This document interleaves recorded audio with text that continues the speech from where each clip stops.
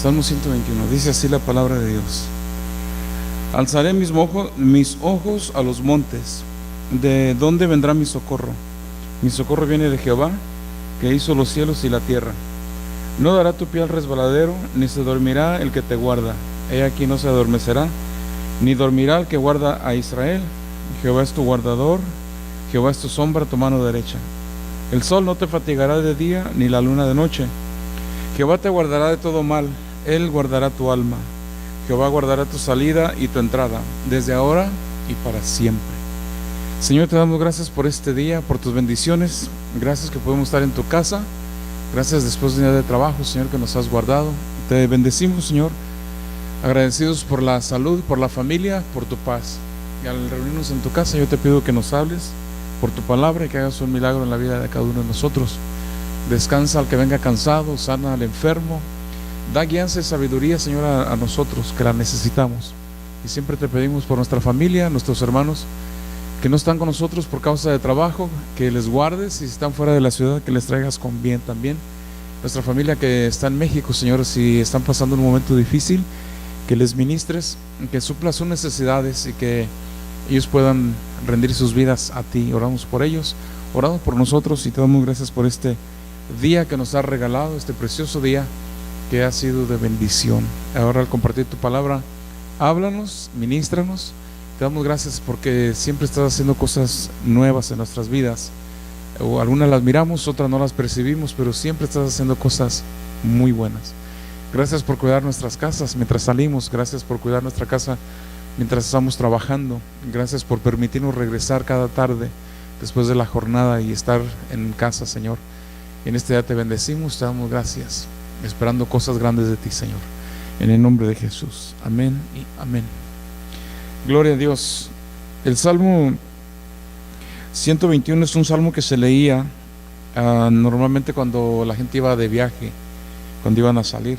Se acuerda que en aquellos tiempos la gente viajaba en caravanas, en camellos, y solamente viajaban de día, ¿no? Por causa de que era oscuro, no había luces, y en veces era peligroso viajar, en veces llovía.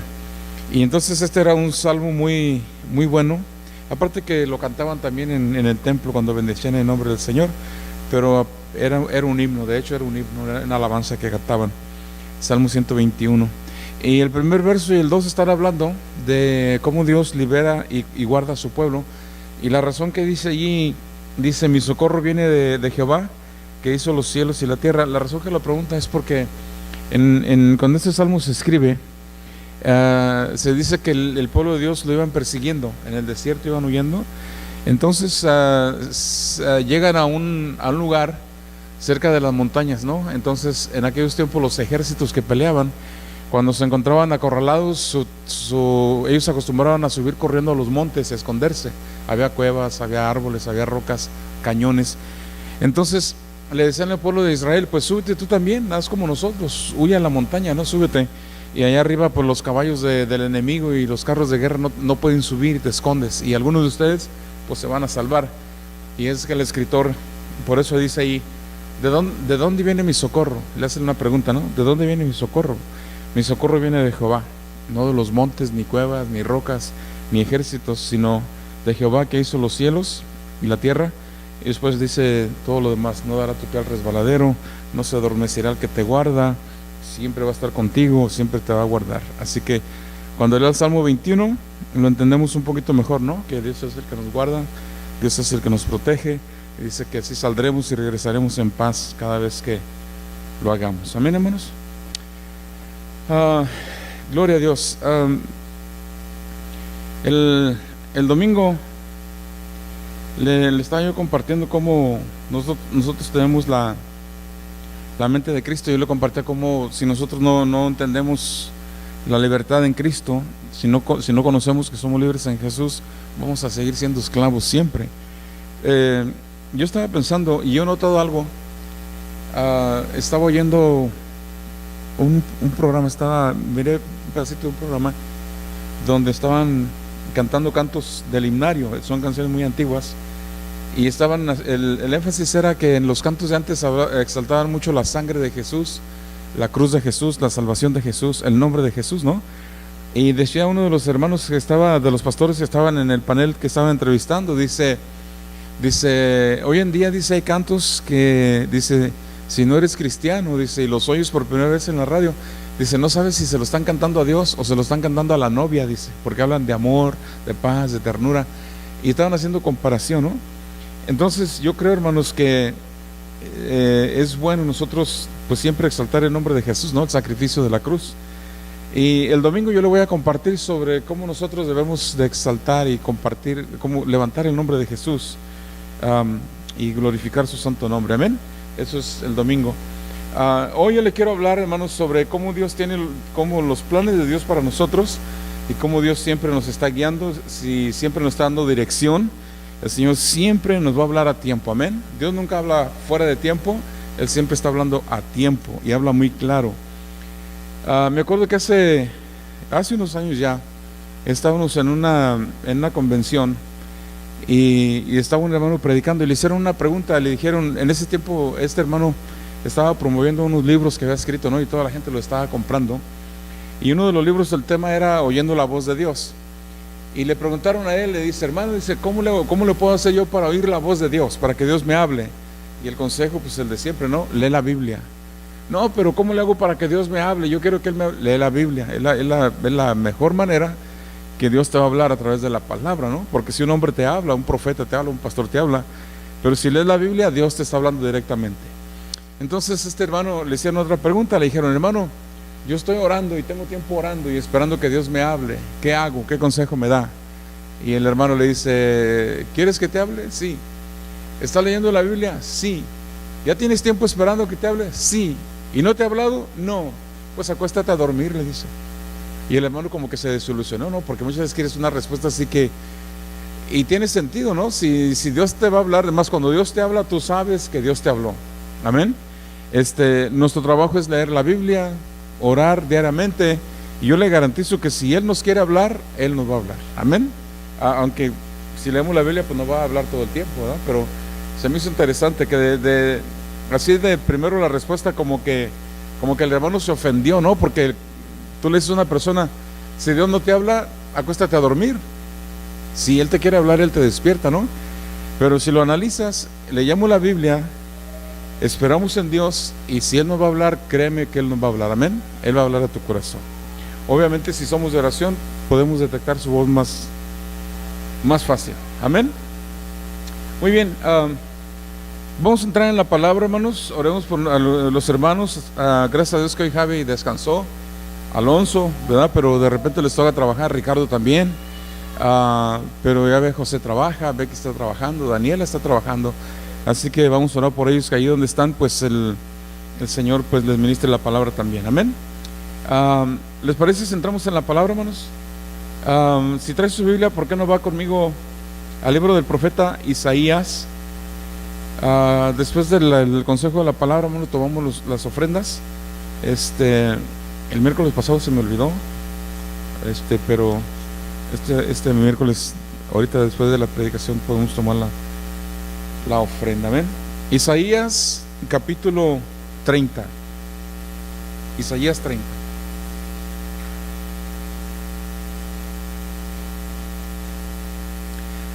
Isaías tiene muchas anécdotas que se usan. Por ejemplo, una de ellas, el libro de Isaías tiene en capítulos, tiene los mismos números de la Biblia, 66. Elías se le refiere como el evangelista del Antiguo Testamento. Su mensaje era muy, muy evangelista, si él hubiera sido contemporáneo de Pablo, hubieran escrito casi lo mismo. Isaías es el profeta más reconocido en Israel, y también Isaías es el profeta que más se menciona en el Nuevo Testamento. Siempre se está hablando de Isaías. Tiene muchas cosas en peculiar el profeta Isaías. En su tiempo de su ministerio, pues muy difícil, ¿no? Mucha oposición, mucha idolatría. Una o dos veces quisieron matarlo, siguió predicando, pero es un profeta muy reconocido, que siempre estuvo hablando en nombre de Dios. Y después de él, pues viene el profeta Eliseo. Isaías 30, voy a leer del verso 18 en adelante. Del verso 1 al verso 11 está hablando Dios, le está Dios recordando al pueblo que ellos confiaban falsamente o erróneamente en Egipto, en depender del sistema de Egipto, del mundo. Y después del verso 11 al 17, me parece, el Señor les reclama al pueblo de Dios su rebelión. Pero siempre, cada vez que Dios habla y cada vez que Dios exhorta, Dios siempre regresa a la misericordia, Dios siempre regresa a la reconciliación, a la restauración. Algunas veces corrige, otras veces disciplina, algunas veces castiga, pero Dios siempre regresa a tener misericordia de nosotros. En el verso 18 de Isaías 30 dice así la palabra: por tanto, Jehová esperará para tener piedad de vosotros, y por tanto será exaltado teniendo de vosotros misericordia, porque Jehová es Dios justo. Bienaventurados todos los que confían en Él. Ciertamente el pueblo morará en Sión, en Jerusalén. Nunca más llorarás. El que tiene misericordia se apiadará de ti. Al oír la voz de tu clamor te responderá. Verso 20. Bien que les dará el Señor pan de congoja y agua de angustia. Con todo, o a pesar de esto, tus maestros nunca más te serán quitados, sino que tus ojos verán a tus maestros. Y si le gusta marcar su Biblia, mire lo que dice el verso 21. Dice: entonces tus oídos, tu espíritu, tu hombre interior, después de que oraste, te arrepentiste, cuando tienes comunión con Dios, entonces tus oídos oirán a tus espaldas palabra que diga: este es el camino, anda por él.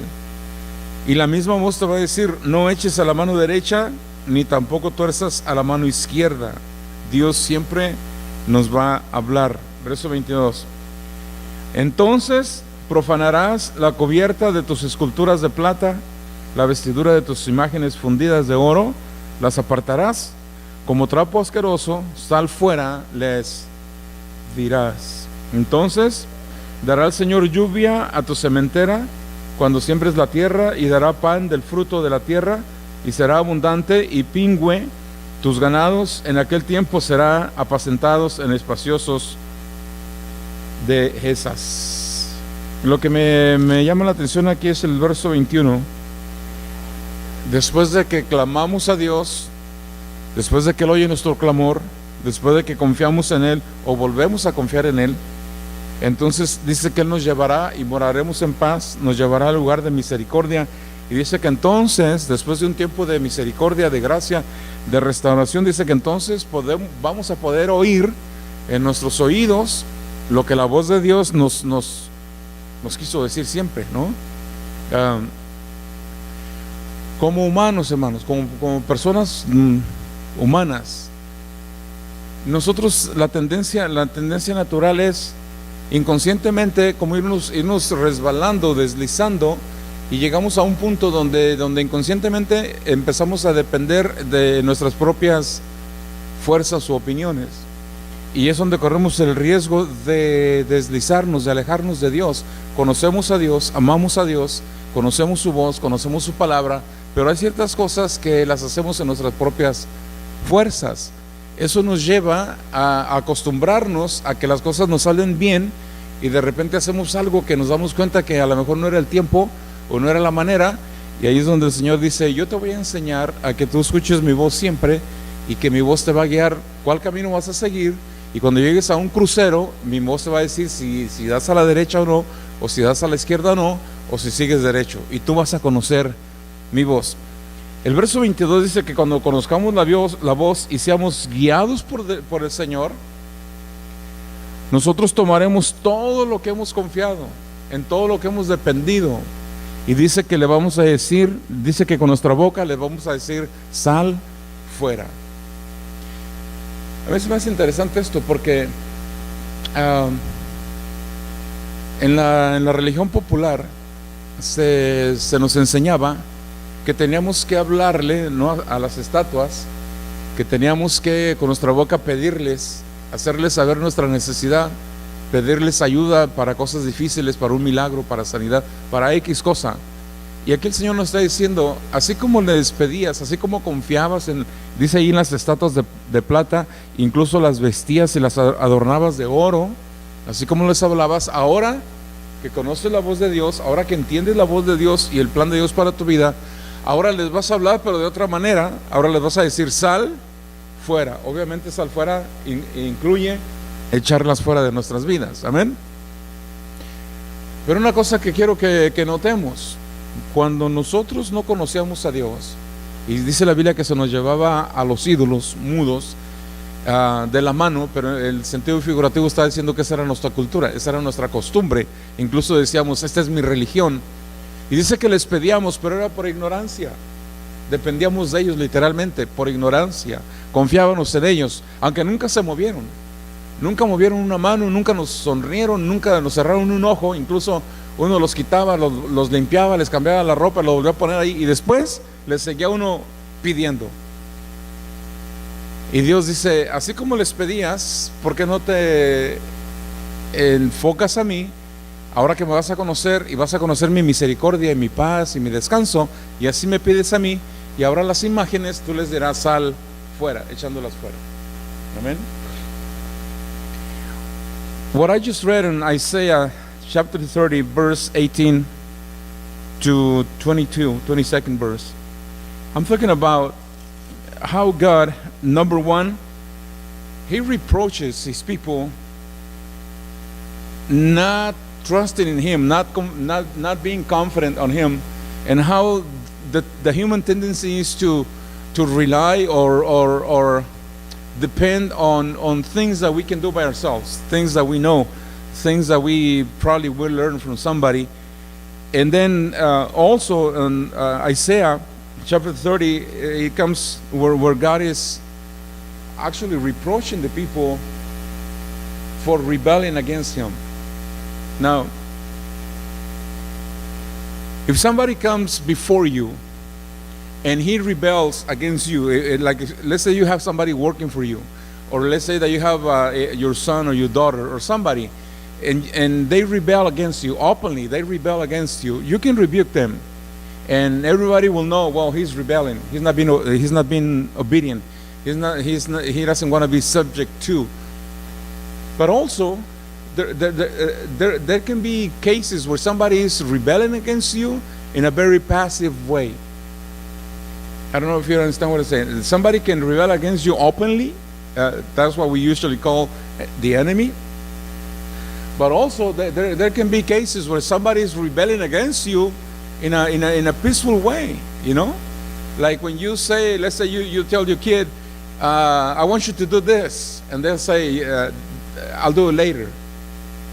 He's not protesting, he's not talking back to you, but in a very peaceful way, very subtle way, he is rebelling. And then after the seventh time you tell him, "Didn't I ask you to pick this up?" And they say, "Yeah, I'll do it when I walk through the hallway or when I go outside," you know. That's rebellion. And God is reproaching. Now here, the people of Israel were not rebelling quietly, they were openly rebelling against God.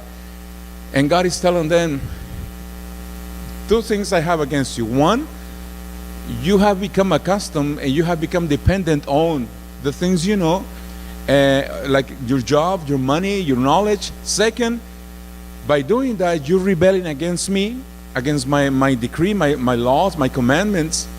And then what I read from chapter 18 till verse 22, God is telling them, I will have mercy upon you. I want to have mercy upon you. I want to restore you. I want to bring you back to peace. I want to bring you back to point one. I want to bring you back to the point where you departed, where you slid away. And God says that He's gonna do two things. He wants to restore. He wants to bring peace. He wants to heal your spirit. And then He wants you to become to a point in your life by reading the Word, by having communion with Him. In verse 21 it says that there's going to be a time where yourself are going to be able to hear His voice talking to you openly, in a very clear manner, in a very direct way, and His voice is going to instruct you what to do which way to go, when to do things, when not to do things.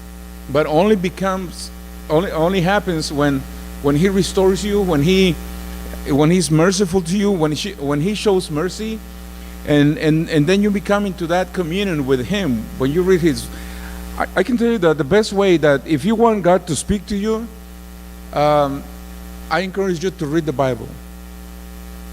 By you coming to church, you might be ministered by the songs we sing.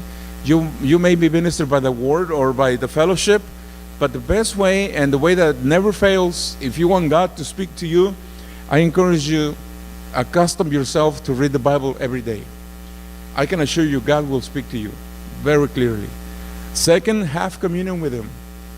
Take time out of your schedule, during your lunch break, during your driving commute from work or to home, or anywhere you find a daily time where you can talk to God one-on-one.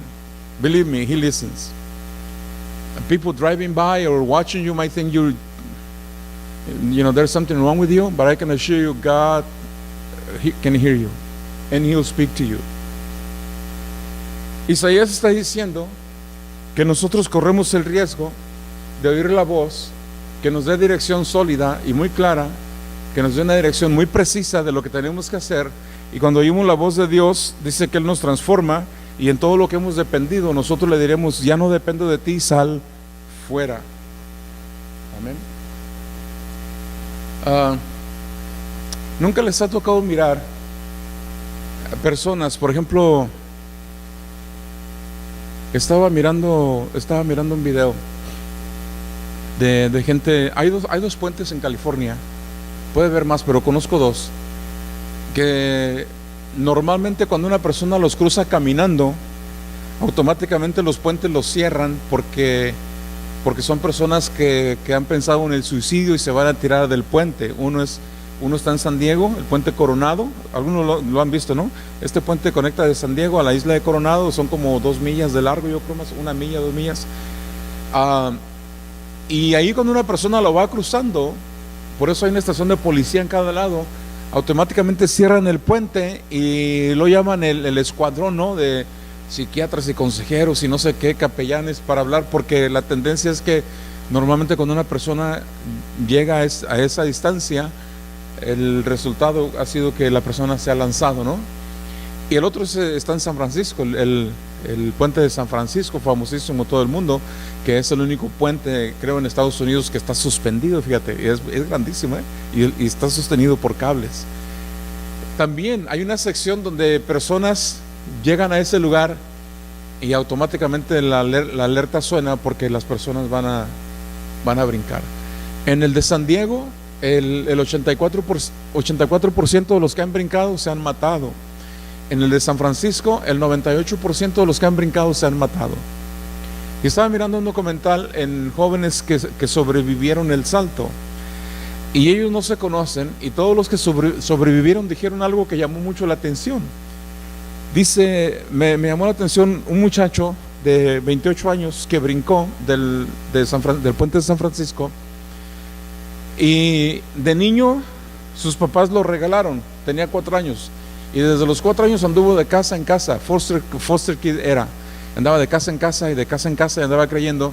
Y dice que él tenía como 11 años cuando llega a una casa cristiana, y dice, y ahí me recibieron muy bien y ahí crecí, y por los próximos, 18 años vivió feliz.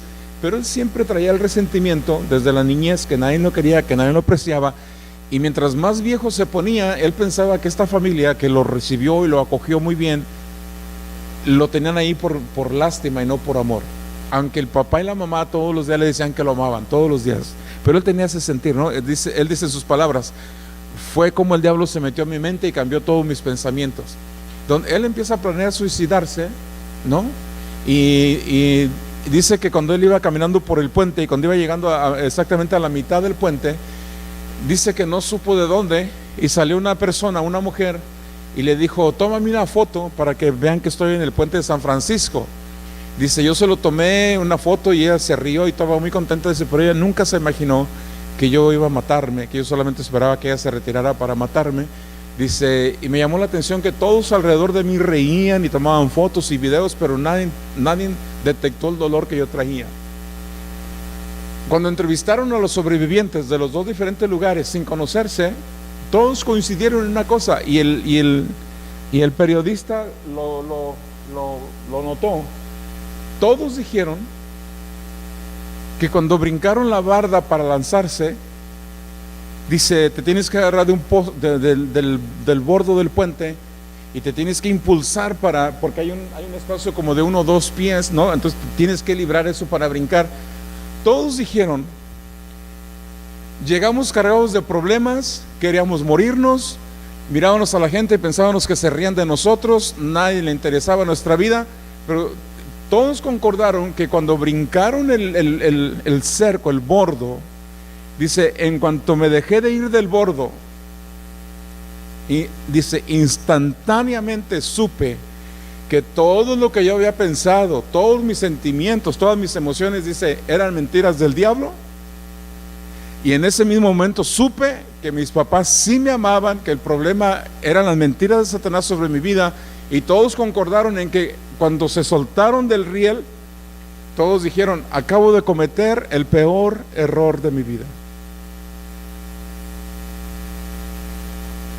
Probablemente el 84% y el 98% que murieron probablemente pensaron la misma cosa. Les toma en promedio de 4 a 7 meses recuperarse, huesos quebrados, porque alcanzan a agarrar una velocidad de 75 millas por hora, y tú sabes que cada 10 millas cuando vas cayendo tu peso se va multiplicando. Si pesas 100 libras, se multiplica, no sé si por un 15 o 20%, así que pesa 100, 120, 180, 200, y cuando pegas a 75 millas por hora en el agua, que es como caer en el cemento, todo el esqueleto se quiebra. 7 meses le tomó a este muchacho recuperarse.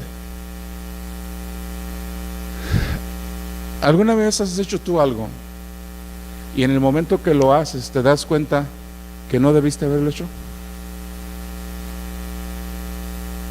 ¿Alguna vez has dicho una palabra y la has dicho justificado y creyendo que tienes la razón, y incluso hasta con fuerza lo dices, pero en el momento que la dices, va saliendo la última S y te das cuenta que no debiste haber dicho esa palabra? ¿Les ha pasado alguna vez? Eso es lo que Dios quiere evitarnos.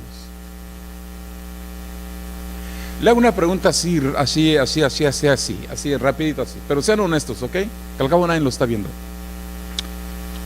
¿Qué crees tú que nosotros somos más así por naturaleza? ¿Somos pacientes o somos más impacientes? ¿Qué crees tú? ¿Somos más pacientes o más impacientes? Así, la naturaleza, ¿cómo somos? Levanten la mano los que dicen, no hermano, yo creo que somos bien pacientes todos. Levanten la mano. ¿Cuántos dicen, sabes qué hermano? La mera verdad, a veces que me tengo que controlar y me agarro así de la silla, así con 20 uñas, así, porque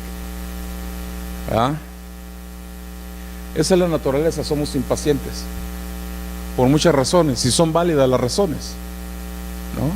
Son válidas. Por ejemplo, si trabajas con otros compañeros de trabajo, lo más probable es que cada uno tenga su manera de hacer las cosas, ¿no? Si te casas, el milagro no es casarte. Muchas veces la gente dice, ya se casó fulano, uy, qué milagro, fíjate, ya estaba quedando. Milagro no es casarte, milagro es que te mantengas casado. Ahí está el milagro. Casarse, ahorita en media hora nos casamos todos. Milagro es mantenerte. ¿Por qué? Porque son dos personas totalmente diferentes, conceptos diferentes. A uno le gusta el pescado y al otro le gusta el pollo. Uno quiere frijoles, otro quiere arroz. Uno quiere coca, el otro la quiere de dieta. Uno tiene frío, otro tiene calor. Milagro no es casarse, milagro es permanecer. ¿Amén? Necesitamos llegar a un punto de nuestra vida de conocer la voz de Dios sin equivocarnos y no esforzarnos. Si Dios no te está hablando, si tú estás leyendo la Biblia y estás orando y platicas con Él todos los días, pero Él no te está hablando, no te preocupes. Yo te garantizo que Él te va a hablar, y no hay una hora puesta para que te hable. Él te puede hablar a la 1 de la mañana, a las 3 de la tarde, a mediodía, el sábado, el domingo, el día de tu cumpleaños. Cuando Él quiera, Él te habla. Amén. Si tenemos comunión con Dios. What I was saying is that, voy a decir esto por el beneficio de Gregorio y Ricardo. y para practicar mi buen inglés. What I was saying is that the more we know God, the closer we move to Him, the more fellowship that we have with Him. And trust me on this, God is a person. Just in the same manner that you want to have communion, or a better way to understand it, just like you want to spend time with somebody you like, we should also spend time with God. He is real. He's a person. He listens. He knows your heart. In fact, there's nothing that you're going to tell Him that He doesn't know already. I told you last week that there's no place you can hide from Him. There is nothing you can hide from Him. He knows everything. He can do all things. I also told you last week that if you try to flee away from Him, when you get there, He's already waiting for you there. I mean, He's everywhere. He knows everything. Develop a system where you talk to Him every day, where you tell Him how you feel. Even though He knows, tell Him how you feel.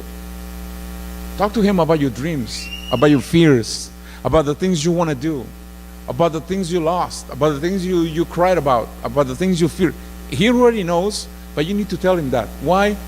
Because when He talks back to you, according to Isaiah 30, verse 21, it'll bring comfort to you, it'll bring peace to you, and you will know His voice. And whenever a decision time comes in your life, when you find yourself at a crossroads, believe me, He will speak to you and He'll give you directions. I was talking about a documentary that I saw on TV about people that have committed suicide, and the reporter was doing not a study, but he did a research, and there's a lot of places, but he chose two. There's a Coronado Bridge in San Diego that connects, the main line to the island. So it's about a 1.5 mile stretch, and also Golden Gate in San Francisco. And he did a research, and as you know, when somebody's walking on the bridge, you're not supposed to walk, you're supposed to drive across. And when somebody's walking, once you get to a certain point, in fact, there's a big white line painted on the bridge. Once somebody crosses that line, you better call 911, because the tendency is that person is going to jump. And usually they find the highest point and then they jump over both places. The one in San Diego, 84% of the people that have jumped have died. The one in San Francisco, 98% of the people that jumped have died. Well, they interview the survivors, and everyone that they interview agree on one thing. They all agree on one thing. They don't know each other. They didn't know how many people they were interviewing. They have never met, but they all came to the same conclusion. One, when they were going to the bridge and they were going to jump, all they can think about is their failure. All they can think about is nobody liked them, nobody loved them, nobody cared about them, and that the best thing they can do is just commit suicide, just jump over and get it over with. That's what all of them thought. The amazing thing was that they say that in order for you to jump, there's like a rail where you have to you have to put yourself over, because there's the rail, and there's also like a 1 or 2 foot concrete space that you need to clear if you want to jump. Well, they all concluded that before jumping, their mind, their heart was telling them, nobody loves you, you're better off jumping, don't be a burden to your family, they're not going to miss you anyways, they'd be better off if you jump. And the amazing thing is that this is 1 second before they jump, but they say, as soon as we jump, as soon as we let go of the rail, and they were going down, they all say this thing. They says, we realize as soon as we let go of the rail that we were loved, that our families care for us, that everybody that we have believed and contemplated was alive from the devil, and we realize that we have committed the biggest mistake in our lives as soon as they let go. Now, you know the bridge in San Francisco, if you jump, I don't recall how high it is, but from the highest point, by the time you hit the water, you're doing 75 miles an hour. And you'll break every bone in your body. If you land on your back, your lungs will explode, your heart will explode. If you land head first, your neck will break. I mean, the whole body will shatter. One of the survivors, it took him 7 months just to get out of bed.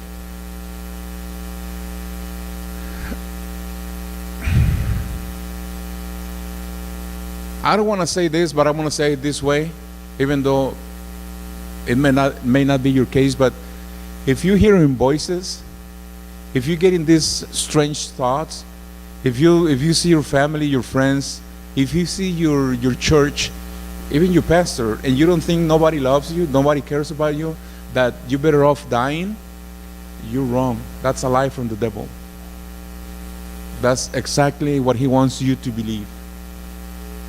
That's why God is telling us, get near to me, get to know me, get to know my mercy, get to know my peace, get to know my voice. Because once you get to know my voice, and when I speak to you, I will tell you in detail, very clearly, what you need to do, which way to go. So don't ever put your trust in men, okay? Don't put your trust in money. There's few things that are very hard to contain. One is time. Can you stop time? Another one, if you pick up water with your bare hands, can you hold on to that water for how long? You can't. When you get home, open the faucet, put your hands, fill them up with water, move them aside, and before you can say anything, even though you press your hands together, the water it just drains, it dissipates. Another one is money. If you give me $100 bills right now, by the time I get to the four-way stop, I'm gonna have about $40 left. There's something about money, right? Has it happened to you, Abby? Where you cash your check and you go like, wait a minute, you know, and there was a time in my life, this is years ago, more than 25 years ago, where I used to get my check and I used to throw away the stuff because once I cashed my check and the money wasn't there, all I had left was this other paper that used to tell me this is how much you made, and then I reach into my pocket and I didn't even have half of that. So I used to just rip it off, throw it away. Has it ever happened to you?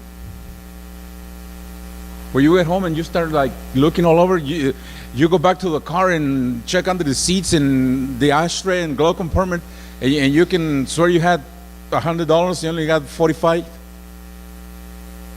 Time, water, money, thoughts. Don't ever trust your thoughts. Trust in God. La segunda escritura que le quiero leer es muy conocida. Yo creo que algunos me la pueden decir de memoria. Es Jeremías 29:11. ¿Quién me puede decir Jeremías 29:11 así de memoria? ¿Algún fanático de Jeremías? ¿Qué dice Jeremías 29:11? You can? They're pointing at you. Your brothers are like, bigger. I'm going to read Jeremiah 29, verse 10 and 11. If you like, you mark a Bible, which I always do. Every time I buy a Bible, this is one of the verses that I highlight, verse 11. Isaías 29:10 dice, porque así dijo Jehová, cuando en Babilonia se cumplan los 70 años, yo los visitaré y despertaré sobre ustedes mi buena palabra para hacerlos volver a este lugar. Diga conmigo, Dios siempre me hará regresar al punto de partida. ¿Se quiere alejar de los caminos de Dios? Váyase. ¿Quiere agarrar vacaciones? Adelante. ¿Quiere ignorar la voz de Dios? Ándele. Pero si se toma 1 año o 5 años o 20 años y usted decide, voy a regresar a los caminos del Señor, el Señor le va a decir, véngase pues para acá, mi chulo, vamos al punto de partida cuando usted se fue. Y usted dice, no, Señor, pero pues hace 20 años que te conozco, pero usted dejó de tener comunión conmigo hace 20 años. Y ahí es donde vamos a empezar otra vez. Nunca deje los caminos de Dios. Amén. Y Dios dice, yo voy a despertar en ti mi buena palabra, y mi buena palabra te va a hacer regresar a este lugar. ¿A cuál lugar? Al lugar de comunión. Y luego el verso 11 dice, porque yo sé los pensamientos que tengo acerca de vosotros, dice Jehová, pensamientos de paz y no de mal, para darles el fin que esperan. En realidad el verso 29 está alcanzando 3 áreas de tu vida: lo espiritual, lo físico y lo emocional. Y está alcanzando 3 etapas de tu vida, tus hijos y tus nietos, ahí en el verso 11. Dios siempre bendice nuestras generaciones. Que tú estés aquí no es en vano. Créeme, no es en vano. No es en vano. Te lo digo por experiencia. Yo he estado en reuniones desde mi conversión. Había veces que nomás estaban 5 personas. Había veces que nomás estaba el pastor, la hermana que tocaba el piano y 3 hermanos o 4 hermanos. Yo te digo, 30 años después, vale la pena estar en la casa del Señor. No dejes de venir porque diga, no es que mi niño lloró mucho. Tranquilízalo, tráele unas papitas, un chupón, haz algo. Pero no dejes de venir a la iglesia. Si yo hubiera dejado de venir a la iglesia cuando Alonso corría del verbo correcaminos, y en la iglesita donde estábamos, ya la conoce usted, ¿verdad? Ahora es el correo aquí, esa era la iglesia. Allí el Señor me alcanzó y me transformó. Allí a muchos de nosotros, allí el Señor nos alcanzó. Allí el Señor alcanzó muchos pastores que usted conoce que están pastoreando ahorita. Allí, si quiere le hago la lista, son muchos. En esa iglesita no había calentón, no había aire acondicionado, no había un calentón de 1900 Carranza que ya ni prendía, rojo, estaba como el tamaño de esa bocina, rojo de metal, no lo prendían porque no tenía gas, no estaba conectado. Y Alonso corría, y si era en el verano, cuando el calor está a 137 aquí y la humedad 92, él corría y se paraba enfrente y le gritaba al pastor, hermano, prenda el aire, que no ve cómo estoy sudando, y le volvía a correr así, mira, así. Y en el invierno decía, qué friazo está haciendo, y nunca dejé de venir. Dejo de gritar, gracias a Dios. Tú nunca dejes de venir a la iglesia porque la niña lloró o corrió. Si lo puedes controlar de una manera, está bien, pero no digas, no fui a la iglesia porque no, el niño es muy latoso. Se le va a quitar. Aparte de que ellos siempre están escuchando y su espíritu siempre está repitiendo, recibiendo. Amén. Nunca deje de venir a la casa de Dios cada vez que venga, porque yo le digo que va a llegar el día en que, queriendo estar en la casa de Dios, no vamos a poder. Y un día ahí vamos a estar todos. Ahora Dios le dice, yo tengo buenos pensamientos para ti. Dígame una cosa, hermanos, que el dinero no compra, y que aquí Dios nos está diciendo, es la primera cosa que te quiero dar. Dígame algo que el dinero no compra. Y ya no podemos decir lo bonito, ¿verdad? Porque vas a Tijuana y te haces cirugía y ¿cómo que no? Te quitan la gordura, te quitan las patas de gallo, las espuelas, lo que quieras. El dinero también nos hace bonitos. Pero dígame algo que el dinero no compra. Que aquí en el verso 11 el Señor nos está diciendo, es lo primero que te quiero dar: paz. ¿Alguna vez has estado tú sin dinero? No que seas pobre, pero el día de pago está poco retirado, o gastaste lo que tenías. No traes dinero, pero trae paz. No traes para ir a Red Lobster ni al Olive Garden y nomás hay nopales con frijoles y te los comes bien a gusto. La tortilla así media quemadita por un lado y te quedó medio queso el cacique, ahí le echas y híjole, que mira nomás. Y para consolarnos, ¿qué decimos? No hay como comer en la casa, ¿verdad? Ay, pero agarramos un cheque. No, hombre. ¿Verdad que sí hemos dicho así todos? Estás comiendo frijoles con un chocolate y un virote ahí de chaguitos y dices, Es lo que les digo, no hay como comer en casa frijolitos pero sanamente. No, hombre, agarras cheque y de Burger King para arriba no dejas nada. Pero verdad que ha habido veces también que hemos tenido dinero en la cartera, hemos estado comiendo muy bien y no hay paz en el corazón. Y Dios dice: cuando tú conozcas mi palabra, cuando tú experimentes mi misericordia, cuando tú aprendas a conocer mi voz, no a oír mi voz, es bueno oír la voz de Dios, pero es más bueno también a reconocer la voz de Dios. Entonces te voy a dar paz. Entonces vas a comprobar que mis pensamientos para ti siempre fueron pensamientos de paz y de bien. Y al final esto es una promesa para nuestras generaciones. Mire, yo no sé, ojalá que sí, ojalá que Josué Daniel no salga como su papá. Y ojalá Dios me permita verlo casarse. Ojalá que no se espere el 30 y tantos años, ¿verdad? Tampoco que se case de 19, ¿verdad? Pero yo estoy viendo la bondad de Dios en mi vida. Yo no sé si, especialmente los varones, Ricardo, Jesús, Ángel, alguien, los que estén aquí, pero si el Señor no me hubiera alcanzado a mí, yo dudo mucho que yo estuviera aquí, o que tuviera la familia que tengo. Estoy convencido que no fuera pastor, si el Señor no me hubiera alcanzado. Yo no sé si estuviera abandonada en una banqueta o en la prisión. Yo no sé dónde estuviera, pero Dios tuvo misericordia de mí. Y ahora yo encuentro promesas que no solamente me alcanzan a mí. Oye bien lo que te voy a decir: cuando tú tengas mi edad, tú te vas a dar cuenta que hay promesas en la Biblia que ya no son para ti, sino que tus hijos las reciben por causa de tu obediencia. Por ejemplo, hay promesas que aplican a Javier ahorita, a Cristina, quizás a Gregorio. Pero cuando ellos tengan su familia y la familia va creciendo y luego Dios les permite tener nietos, te vas a dar cuenta que hay promesas en la Biblia que ya no aplican a ti, sino que aplican a tu familia por causa de ti. ¿Me estás entendiendo? Tú eres responsable de tu familia. Tú no puedes decir: ya me voy de la iglesia, porque ahora tienes una o dos generaciones y las que van a venir que si tú te vas, ellos no reciben su porción. Amén. ¿Te acuerdas el domingo que te compartí un poquito sobre la vida de Elías el sacerdote? ¿Quién iba a ser el sucesor de él? Sus hijos.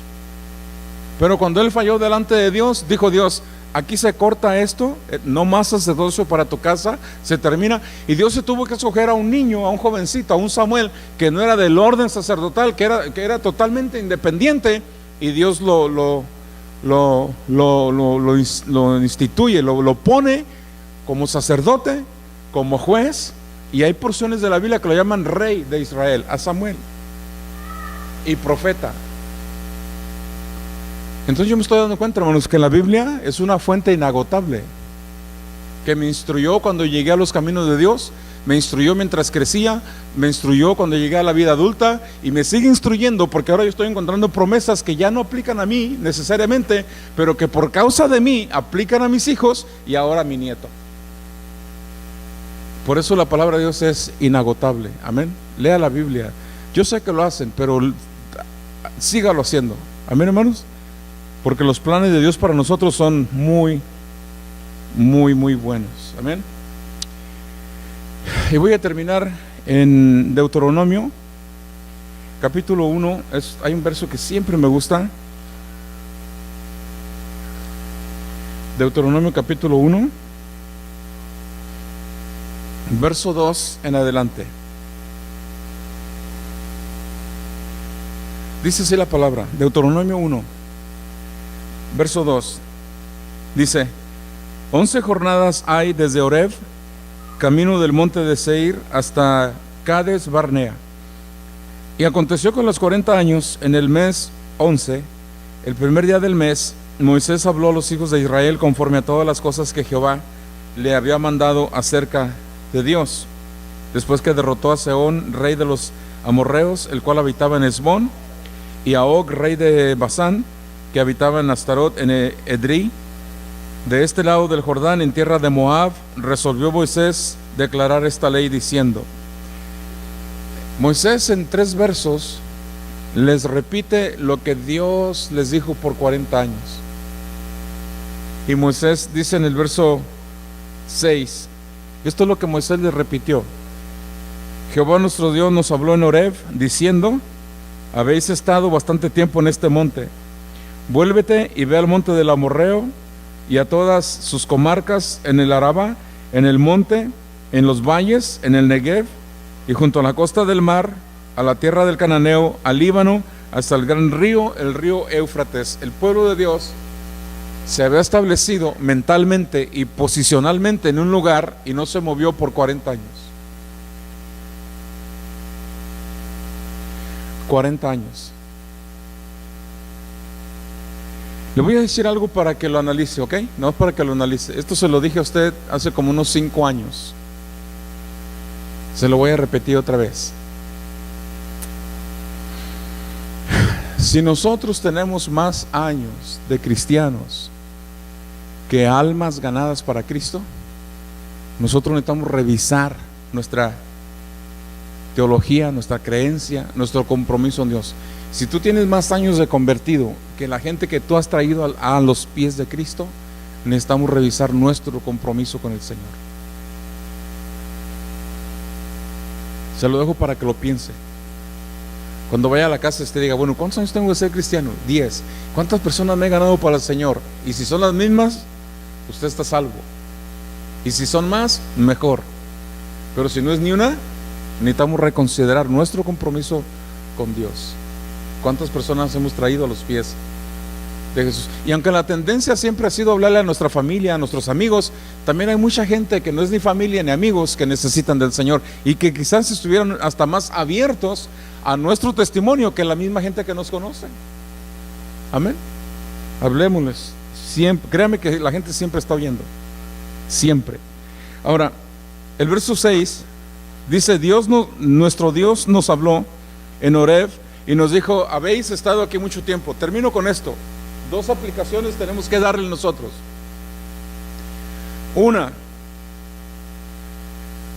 si tú tienes un problema y te enojas siempre de la misma cosa y de la misma cosa, o pasan 2-3 meses y todo está bien y de repente vuelves a discutir por la misma cosa, o tienes un temor y se va y luego regresa, o tienes una tendencia, quizás no te gusta recoger tu cuarto, quizás no te gusta trabajar mucho, quizás si es una tendencia que va y viene, va y viene, va y viene, necesitamos nosotros detectarla, echarla fuera en el nombre del Señor. Necesitamos disciplinarnos en esa área, porque si no, el enemigo te va a dar tregua un ratito, pero cuando él te quiera estorbar o perturbar, él ya sabe tu situación, él ya sabe dónde regresar y él ya sabe qué botón puchar. Pero cuando tú y yo cambiamos de actitud o de forma de actuar en cierta área de nuestras vidas, la próxima vez que el enemigo quiere venir, ya no nos encuentra ahí, porque nosotros ya nos movimos del lugar. ¿Me está entendiendo, hermano? Si usted dice, pastor, fíjese que yo duro bien un tiempo, pero de repente vuelvo a caer y lo más triste es que caigo en cosas que yo ni quiero hacer.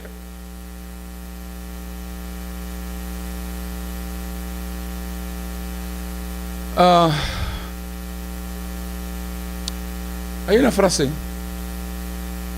que en inglés se dice Psychology 101. ¿Cuántos han oído esa expresión? Te dicen, this is Psychology 101, ¿verdad? Bueno, Psychology 101 en el hebreo michoacano dice así: dime de qué presumes y te diré de qué careces. ¿Se han oído ese dicho? Dime de qué presumes y te diré de qué te falta. ¿Lo han oído? Si no, ya lo oyó. Psychology 101 dice que lo que la gente te quiere enseñar y decir cómo hacer las cosas es precisamente donde ellos están fallando. Psychology 101 te dice que lo que alguien te presume es lo que no tiene. ¿Sí? Psicología 101 te dice que lo que la gente te dice, no hombre, yo hago y deshago, es lo que menos hace. Fíjate que me levanto a las 6 de la mañana a orar y tú le dices, serán de la tarde. Voltea el reloj al revés, no son las 6, son las 9. No son las 2, son las 11. ¿Me entiende? Si hay alguna tendencia así en ti, hay que cambiarla. En la vida espiritual también.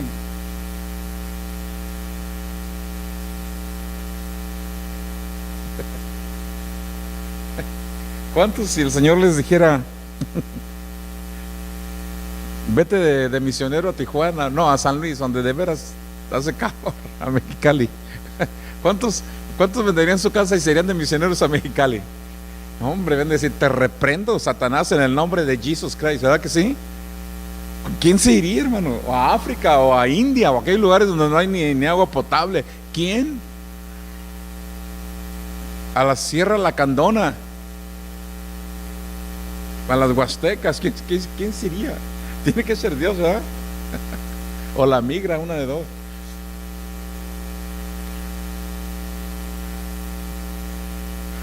O sea, ¿quién le hace caso a Dios? Yo me da risa, no sé si ustedes han mirado, en veces me da risa, miro fotos así, videos, ¿no?, que la gente sube. Fuimos de misioneros a la India, o fuimos de misioneros a Uruguay, o fuimos de misioneros a Honduras, o fuimos de misioneros a Puerto Rico, y digo yo, de veras.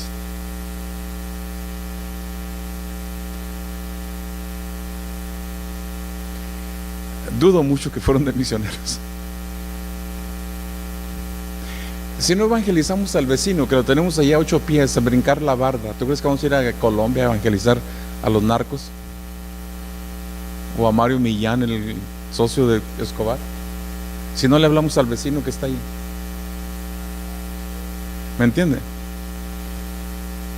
Le hago esta pregunta porque si Dios te ha llamado a hacer algo en la iglesia, hazlo. Yo me acuerdo cuando la tendencia era esta, en la escuela bíblica, estábamos en la escuela bíblica, y no sé por qué, cada clase que graduaba, todos se querían ir de misioneros a India, se querían ir a misioneros a Italia, a otros países. De hecho, más de la mitad se estaba yendo, y me acuerdo que las Asambleas de Dios empezaron un programa aquí en Estados Unidos, en la década de los 80s y a principios de los 90, se llamaba Misión América. Misión América, no sé por qué lo pararon, tuvo mucho éxito. Misión América era esto, que todos los que graduaran de la escuela bíblica cada año, en vez de irse a otros países, se fueran a la área peor de su ciudad y ahí establecieran una misión. Por ejemplo, aquí en Poroville, ¿qué considera usted un área mala, por decir así? ¿Qué será una área que usted dijera, hermano, allí no, hombre, ahí no? ¿Qué sería una área? Westwood Estates, Williams Ranch. ¿Qué sería un área donde usted dice, no, hermano, yo allí? Pues ya conocemos áreas, ¿no? En Los Ángeles, ¿dónde sería una área donde usted dice, hermano, ahí está difícil allí? ¿Verdad? ¿Dónde sería un área? ¿Verdad que en todas las ciudades hay áreas? Bueno, Misión América dijo, es muy noble la intención, pero ¿por qué no plantamos? Y sí plantaron muchas iglesias dentro de los barrios olvidados, y gracias a Dios tuvo mucho éxito. No sé por qué lo pararon. Duró como unos 8 años el proyecto. Pero le digo esto por si tú sientes un llamamiento de Dios, lo ejerzas. ¿A cuánto les tocó estar por lo menos una vez? ¿O sabe o se acuerda cuando hacían campañas de tiendas así de circo, de tent? ¿Cuánto les tocó estar en un servicio de esos? ¿O cuántos no sabían que se hacían esos servicios? ¿Sí saben lo que es un tent? Una carpa de circo.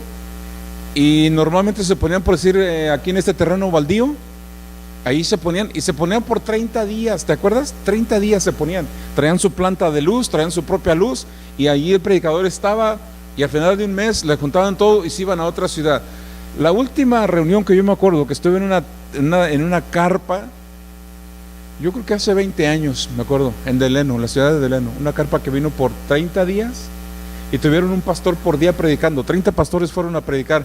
Fue la última vez que yo me acuerdo que se hizo un evento así evangelístico, ¿no? Hoy en día los evangelistas vienen y lo primero que te preguntan, cuántos miembros tienes y qué tan grande es la iglesia. Y son evangelistas.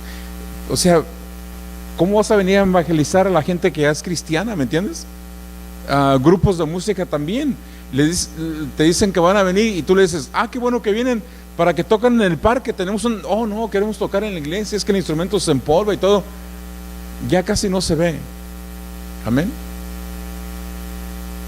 Entonces, cuando Dios le dice a Moisés, dile al pueblo que han estado mucho de esta manera, ¿usted cree que es importante cambiar nuestra manera de hacer las cosas? ¿Cuántos creen? ¿Verdad que sí sería bueno revisitar de vez en cuando y cambiar las cosas que no están trabajando? Amén.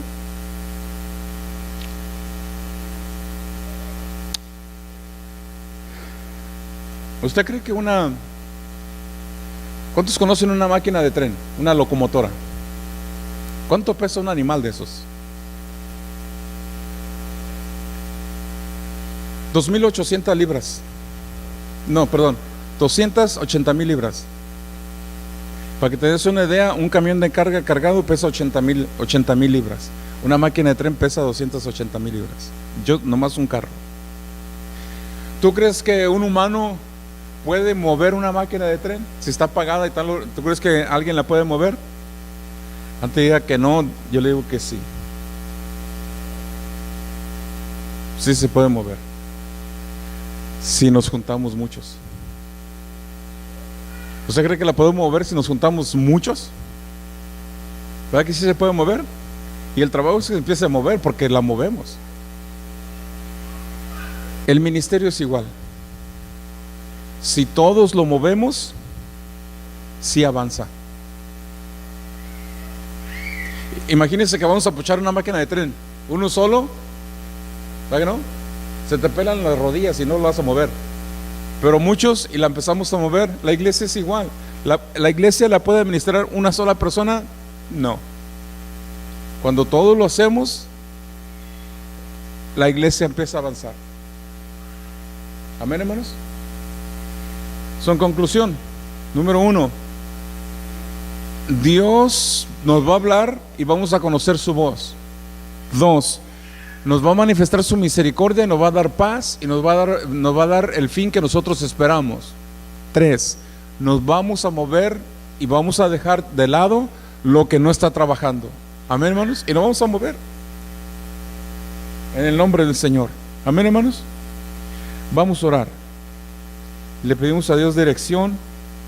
Y yo le aseguro que Dios sí le habla. Yo te aseguro que Dios sí te habla, sí te va a hablar. Especialmente si lees la Biblia. Aquí Dios te va a hablar todos los días en su palabra. Yo me sorprendo después de tantos años, hermanos, que en veces la leo y leo versos que los conozco de memoria y de repente el Señor me enseña cosas en un verso que lo he leído toda la vida. Esa es la fuente inagotable de la palabra, amén. Es viva y es eficaz y es más poderosa que toda espada de doble filo. Señor, en esta hora te doy gracias por tu palabra. Muchas gracias por tu espíritu que nos enseña y nos instruye. Gracias que podemos oír tu voz. Muchas veces pensamos que si no la oímos en una semana ya no nos estás hablando o estás enojado con nosotros, y eso no es el caso.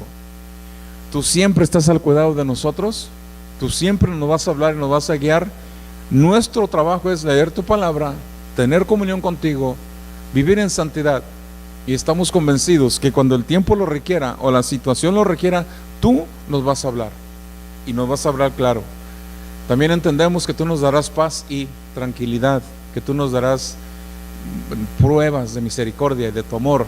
También sabemos que nos vas a dar el fin que esperamos y también sabemos que tú nos permites movernos. Incluso hay tiempos en nuestra vida, hay temporadas donde tú nos dices ya estuvo mucho tiempo así. Es tiempo de cambiar, es tiempo de moverte a otro lugar, es tiempo de avanzar, es tiempo de seguir al siguiente nivel. Sabemos y confiamos que así lo harás. Yo te bendigo, Señor, en este día, porque estoy con gente que camina por fe y no por vista, por convicción y compromiso. Por eso te doy gracias. Bendigo a mis hermanos que no pudieron estar en esta tarde por causa de trabajo o quizás salieron de la ciudad. Les bendigas y les guardes. Te damos gracias a los que sí pudimos estar, pudimos cantar cantos y exaltar tu nombre, compartir tu palabra y tener comunión. Guárdanos el resto de esta semana. Cuando nos volvamos a este lugar, llena este lugar de tu presencia. Unge a cada muchacho de la música. Unge a Javier para que cante como nunca ha cantado, que desde ahorita empiece en su espíritu a buscar la alabanza, la canción que va a conectar a tu pueblo con tu presencia. Ricardo, Alonso, a José, úngelos, Señor, lo que van a compartir, unge las canciones que van a ministrar, y Señor, unge a tu pueblo para que esté abierto y receptivo a la alabanza, a la exaltación de tu nombre. La palabra, unge al que la va a compartir, da revelación, da palabra, da discernimiento. Y Señor, que cada persona que esté aquí el domingo, cada familia que esté representada, sea visitante o seamos los de la congregación, seamos ministrados sobrenaturalmente por tu Espíritu Santo. Yo personalmente desde ahorita, Señor, me empiezo a preparar, empiezo a esperar ese día, empiezo a buscar tu presencia para que ese día, Señor, tu poder y tu gracia se derrame sobre mi vida. Y sé que mis hermanos harán de la misma manera.